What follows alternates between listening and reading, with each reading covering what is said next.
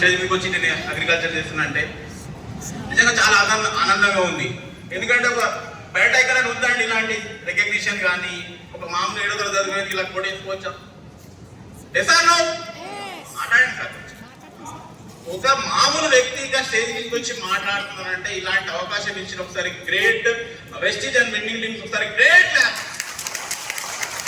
బయట ఎక్కడ లేదండి ఇలాంటి అవకాశం. చూడండి ఎక్కడ లేదు. చాలా మంది చదువుకున్న వాళ్ళు డిగ్రీలు ఏవి చేసి 10,000 20,000 ఎక్కడెక్కడో లైఫ్ అంతా ఖరాబ్ చేసుకుంటారు. ఎసాను అవునా కదా? ఇక్కడ అవకాశం ఓకే. ఒక మామూలు వ్యక్తిని నా జీవితం అంటే ఒక 20-25 ఏళ్ళకు నిర్ణయం చేసింది. ప్రతి మార్కెట్లో కూరగాయలు అమ్ముతుంది. అలాంటి వ్యక్తిని 25 ఏళ్ళు నా కళలు ఉన్నాయి కదా, కళలు అంటే ఉంటాయి కదా, మంచి ఇల్లు మంచి కారు కానీ కావాలి, డబ్బులు ఉండాలి, ఉంటుందా లేదా? కానీ ఏమున్నా 7 ఏళ్ళకు కూడా అన్నీ ఉండే నా బతుకు. కానీ ఈ అవకాశం ఉన్న తర్వాత అనిపించింది లైఫ్ లో కొబ్బరి చిక్క దొరికితే రోజు దొరికితే అలాంటి ఈ అవకాశం దొరకగానే నిద్ర రావాలంటే ఒక వారం 10 రోజులు.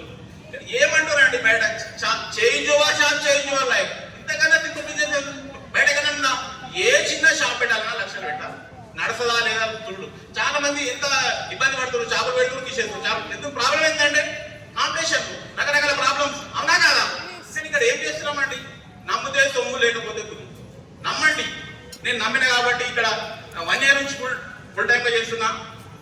ఈ 1 year నుంచి నా జీవితంలో కూడా నా కళల్లో ఫస్ట్ ఫ్లైట్ ఎక్కదాం అనుకుంటే ఫ్లైట్ ఎక్కిన అన్నట్టు చాలా ఆనందంగా ఉండే.